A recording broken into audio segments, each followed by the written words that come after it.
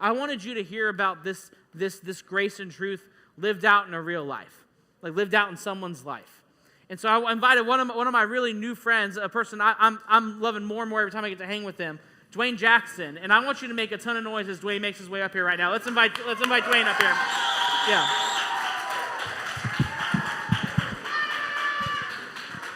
Yo. So Dwayne, what's up, bro? I know some people in here know you. A lot of people in here know you, actually. Yeah. I have to tell you this. When I first said Dwayne Jackson, we had a portion of the crowd that thought it was The Rock. Oh my! So goodness. just if you get a couple comments on Jumanji or Jungle Cruise coming up, that's why. But Dwayne, introduce yourself. Tell us a little bit about you. Tell us a little bit about who you are. Man, how y'all doing today? How y'all doing? Y'all tight? Y'all tight? So my name Dwayne Jackson.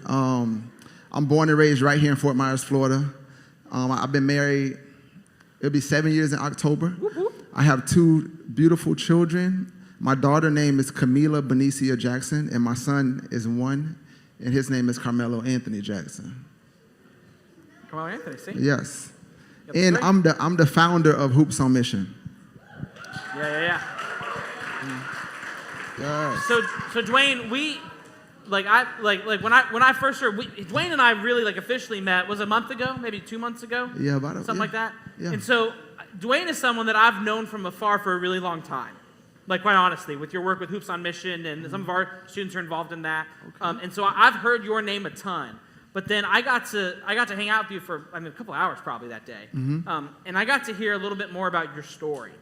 And as you were sharing with us, I just kept thinking about what a living example of God's grace and truth this is, your life is. So I was wondering if you could share with us a little bit about your story and about your childhood and growing up and sort of the adventure, the journey that God took you on.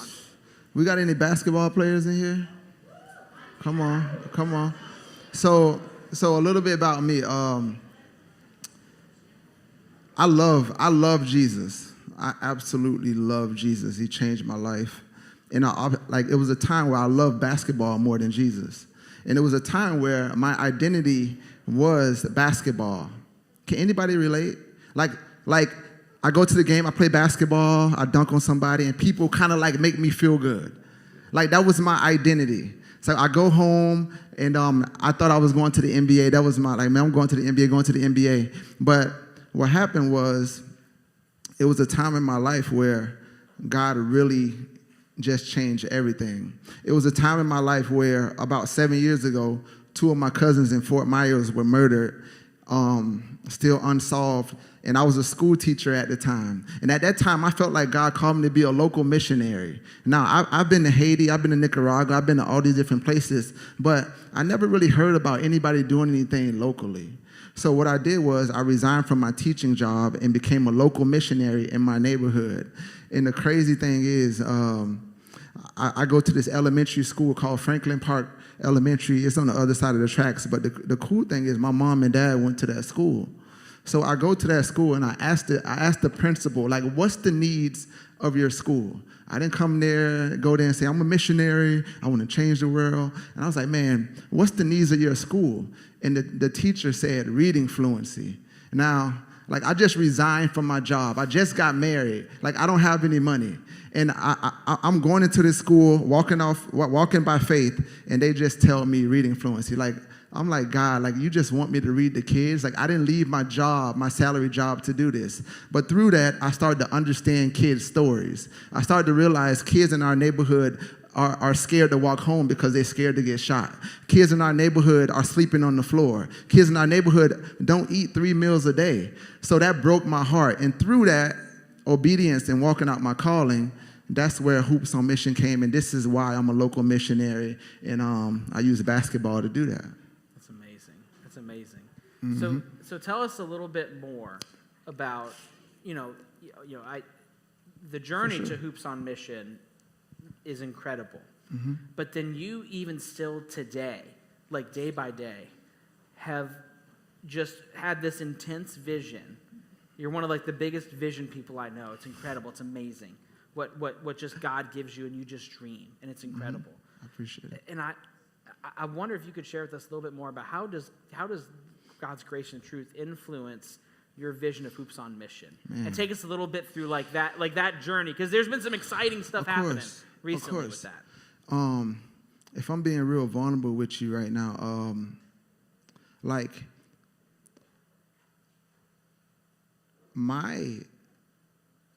when we are weak, we become strong.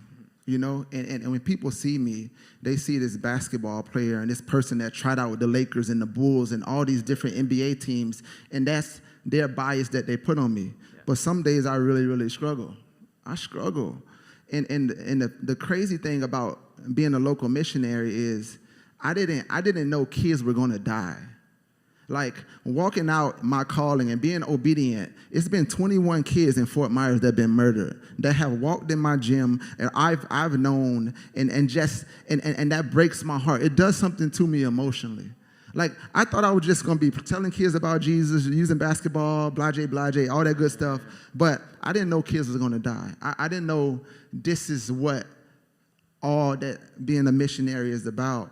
But nah, man, if I'm being real, man, it is some hard days, but through those hard days, and my lovely wife, and going to counseling, and it's been struggle. It's been hard. It's been heartache. It's been some joys, of course, but it's been a lot of heartache. Like sitting in rooms where moms and grandmas have lost their children. That's really heartbreaking. But people don't see that on Instagram. People see like a lot of followers and a lot of stuff. But man, like this is hard. And plus, trying to be a family man with my family and set up boundaries and stuff like that. If I'm being real, man, it's hard. But through Christ, anything is possible.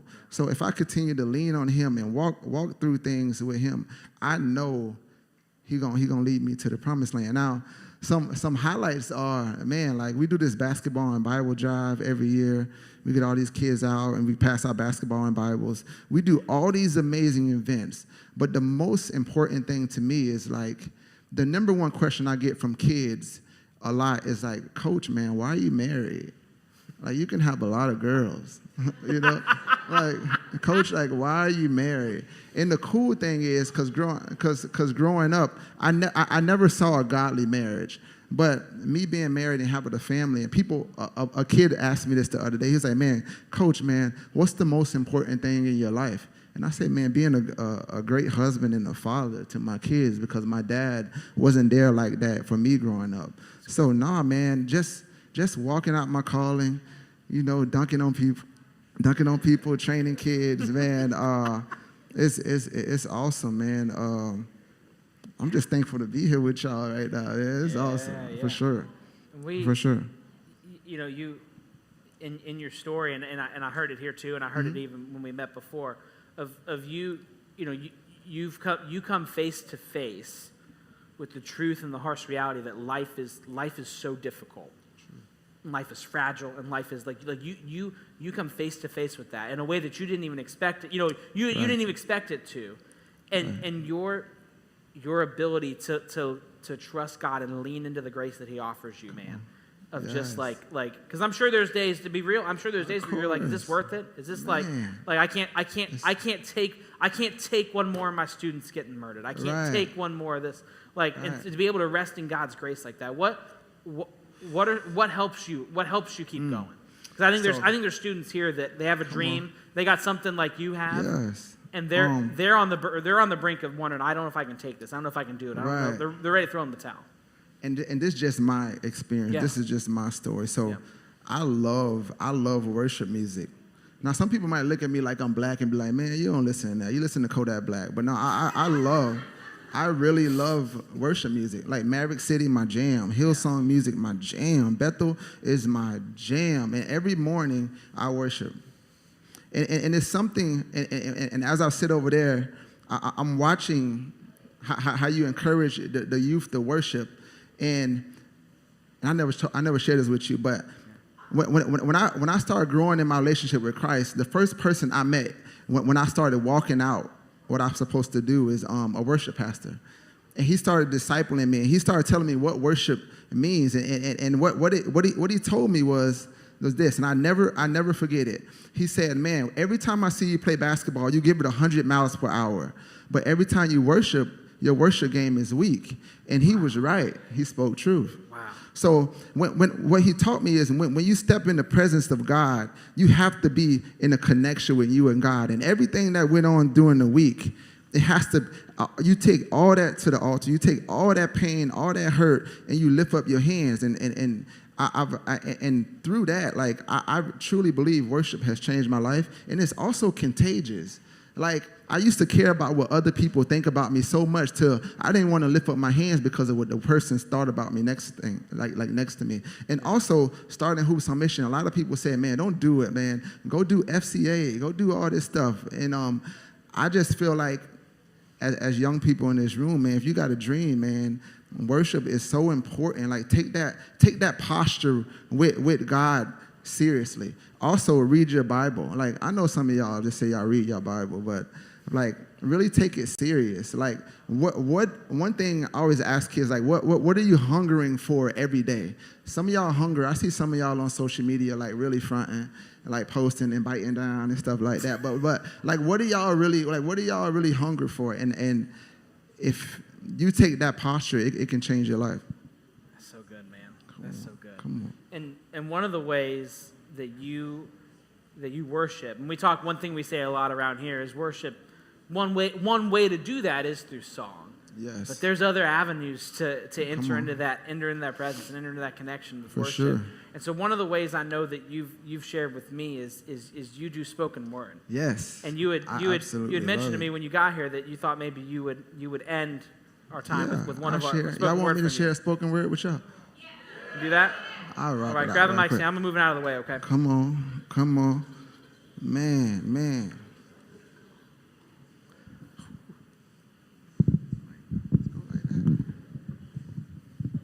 Maybe I got it wrong. Yeah. I can't sing. My wife be like, babe, stop singing. You're terrible at it. And I'm like, babe, I'm singing for the Jesus, not you. Like, chill. But this poem, I wrote this like a couple months ago, but just hear me out. Can I share it with y'all? Yeah. Y'all real quiet. I see y'all like real cool. And, like, y'all are real cool youth group. Y'all like got swag, Kate. Okay. Man. Jesus, you become greater, I become less. Some folks think I walk around with an S on my chest. No time for Superman games. I know Jesus. He rescues and saves. The thought that a black life still matters is insane. I'm sorry. I'm exhausted. I'm used to apologizing for sharing my sorries. All lives matter too. #me too. You too busy looking at my skin complexion to know that I'm a victim of sexual abuse. Just 16 years old, I was lost and confused. I get so frustrated when people label my experiences. The facts matter, but just imagine walking in my shoes, counselor after counselor, having to relive my abuse. I feel like the tax collector when he was having dinner with Jesus, the biggest meal of his life, but yet he still had a heart to invite sinners. Jesus breaks bread with people that looks like me and you. Imagine a routine Christianity that runs from public schools.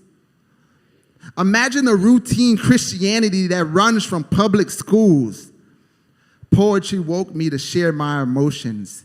Thanks, Karen. Not that Karen, the other one. I'm so awake, but my lanes are starting to look blurry. I'm judged by everyone.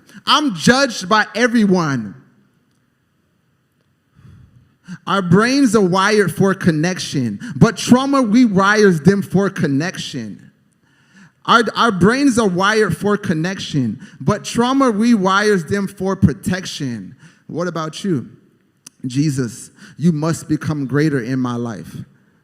I trust you. Thank you.